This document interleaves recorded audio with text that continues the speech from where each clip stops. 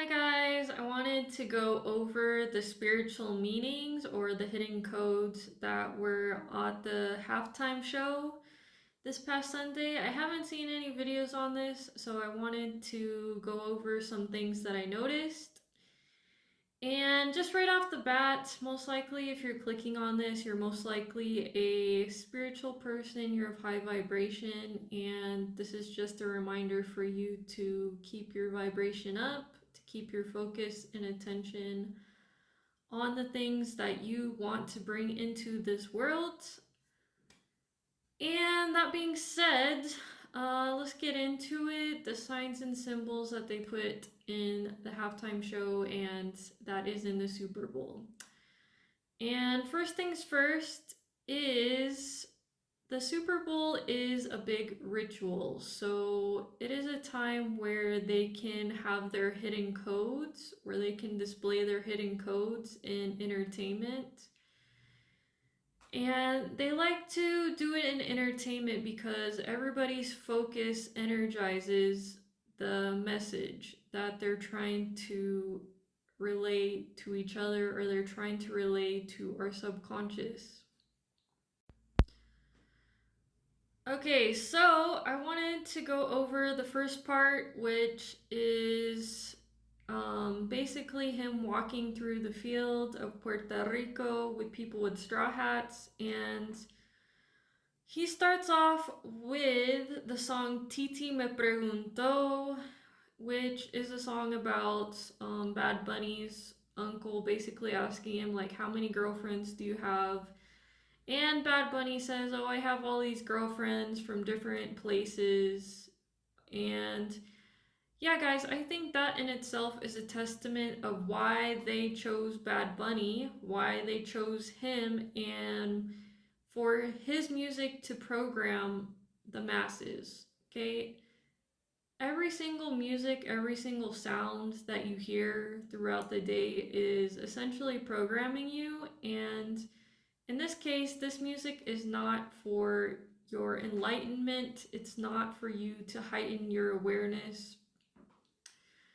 And it's usually music, it is truthfully music that is only going to activate the inferior chakras, the so-called inferior chakras, the three chakras, lower chakras, and the three lower chakras often deal with desire. It deals with animal instinct. It deals with instant gratification. It deals with external, the material world. So this is the music that he creates, that he makes, that he puts out to the masses, and this is what they wanted to put out in the Super Bowl.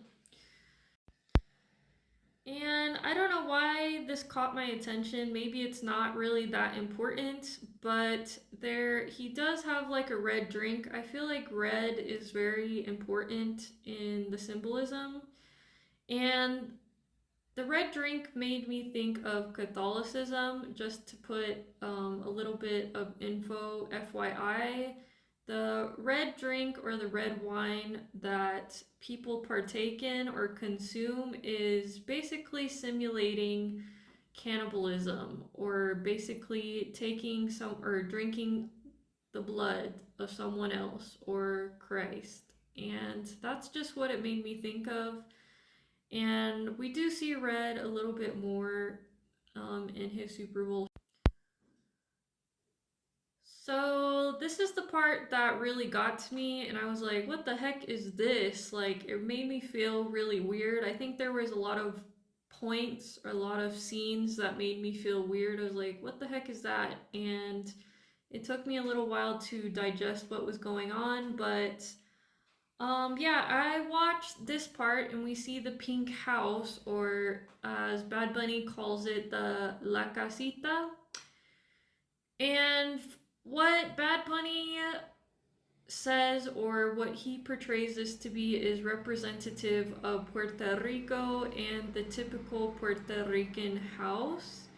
But I got a message from Spirit almost almost like the next day, I'm like, what the heck was that house about? And all I heard was the whorehouse. All I heard was the whorehouse, the whorehouse, the whorehouse, like 3 times, like in my head, like consecutively.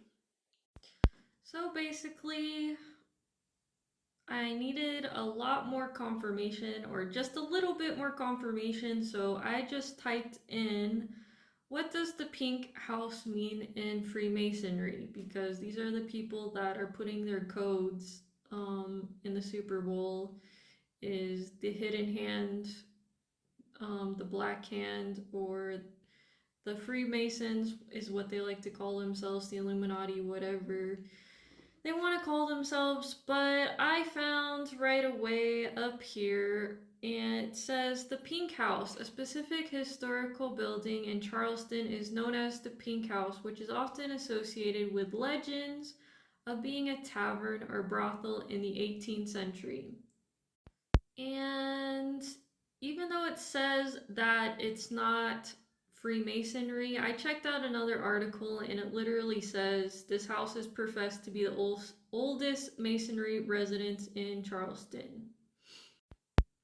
So I think that was really big confirmation for me that the spirit was right on point. Everything that I was receiving was right on point with La Casita. It is the whorehouse. And other confirmation that is really obvious if you watch the video is the song that is playing while he's on top of La Casita, or the Pink House, is Yo Perrea Sola.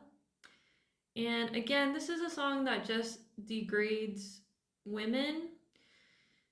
And if you just direct translate it, or if you just look up what that means, if you're not a Spanish speaker, it just means I whore around, I hoe around by myself, I hoe around alone. And then it cuts to the scene where we see the celebrities, all of these celebrities dancing basically up against the house. And I think that was like maybe like the third confirmation.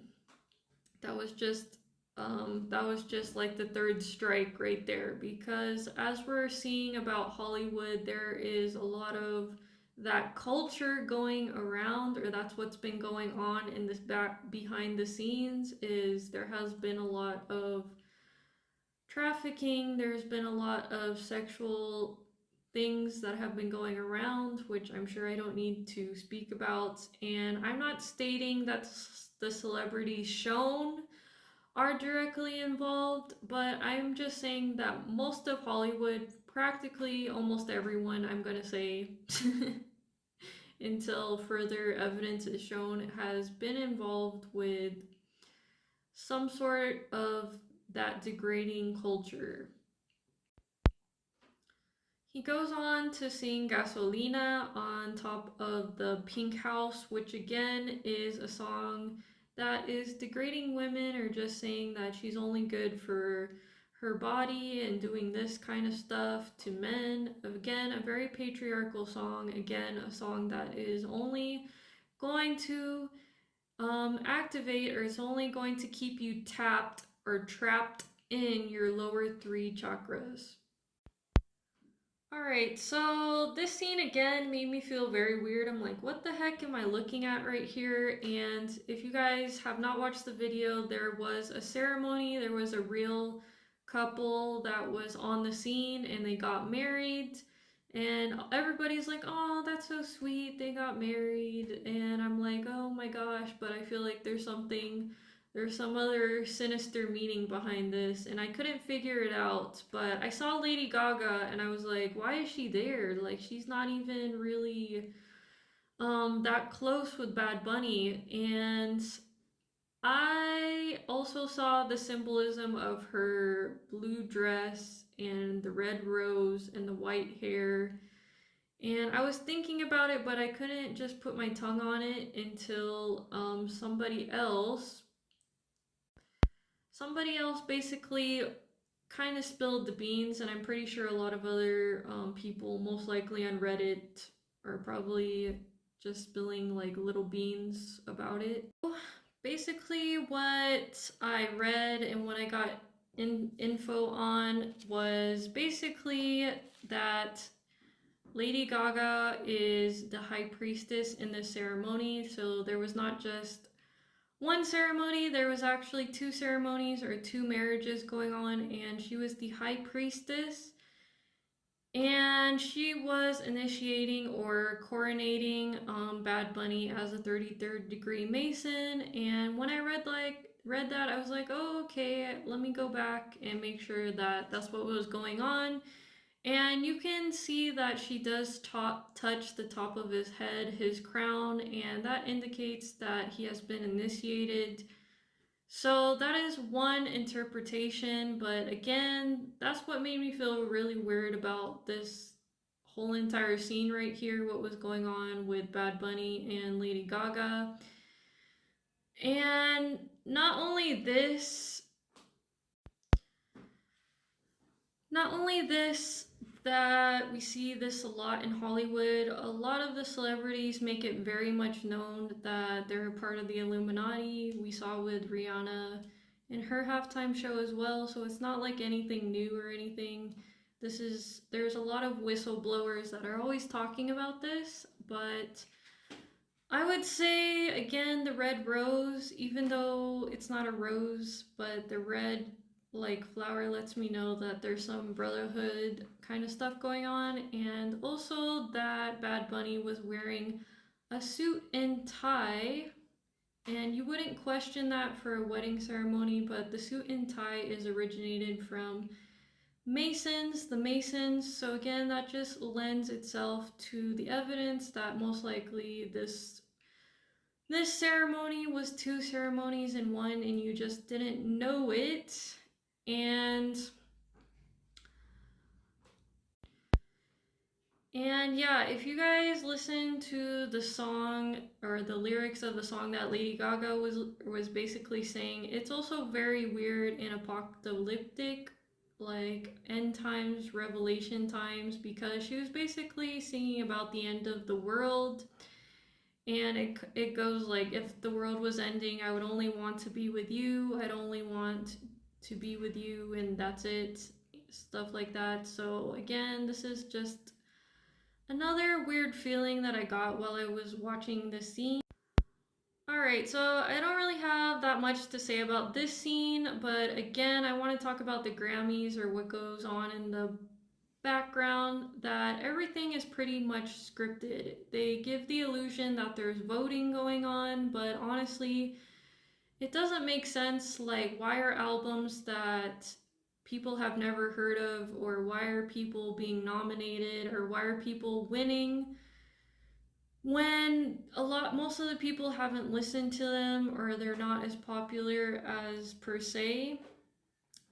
So again, I just wanted to say nothing about the artistry or the artist Bad Bunny, but I'm just saying in general, everything has been scripted down to the T. Everything has been scripted. So one piece of evidence or one thing that I was thinking about was Bad Bunny just recently started speaking in English, and I was like, what the heck? When did Bad Bunny start speaking in English? Like, I had no idea that he was just speaking, going on a publicity run. And I really believe that he started speaking English because they told him, like, hey, you're about to win the Grammys and then you're going to go on the halftime show, so you need to learn English and you need to, put more content out there or whatever.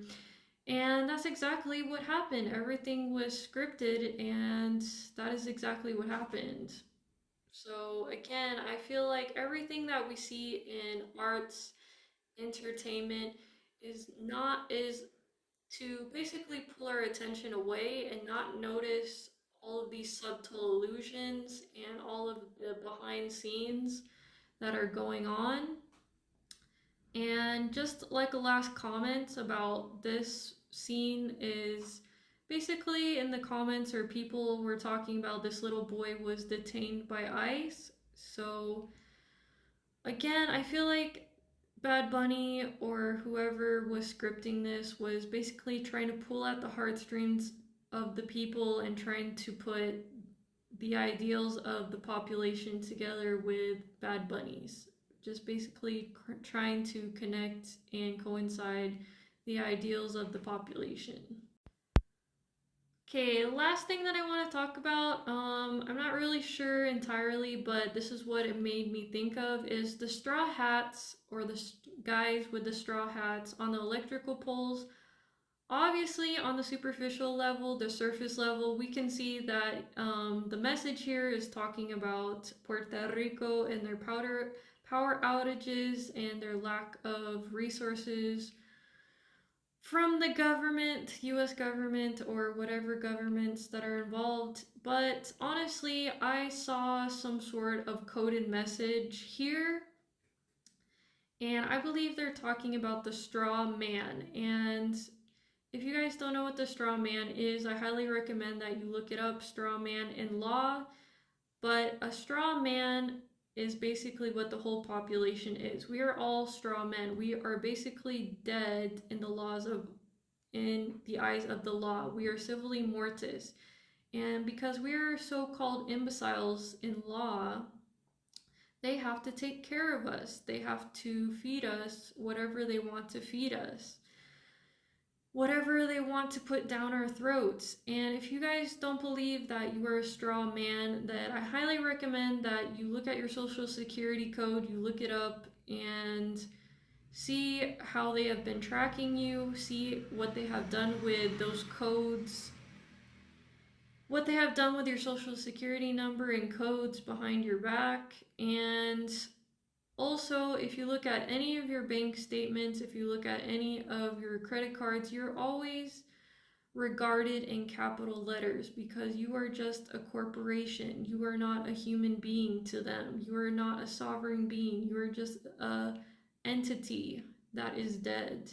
And I think this message here, the strawmen flouncing up and down like they're dead in this on the electrical poles, is actually a good message for us that we no longer have to be under the capacity of a government, a so-called government that has been masquerading, disguising themselves as a government when they have just been corporations that have been corporations that basically that have only been siding, they have only been working with us as dead people, as straw men. All right, so the last message that I think that was going on, and basically this is the God Bless America scene where Bad Bunny is just saying God bless America. He names all of the countries in North and South America. And again, I don't think this is a bad message. I think this is a message again that everything is being restored. Everything is going to be given back to the indigenous people, because a lot of people are going to be shocked when they find out that America is not just the 50 states. The indigenous people do not just own the land of the 50 states or what is the 50 states right now. And you could see like a sinister message here that there's like a little bit of globalism going on, but I honestly believe that they are giving everything back. The corporation, US government corporation, is giving everything back to the indigenous people. And yeah, guys, I am going to end it there. Let me know what you guys think about this video, if you guys learned anything, and if you guys also broke down or decoded any other messages. And yeah.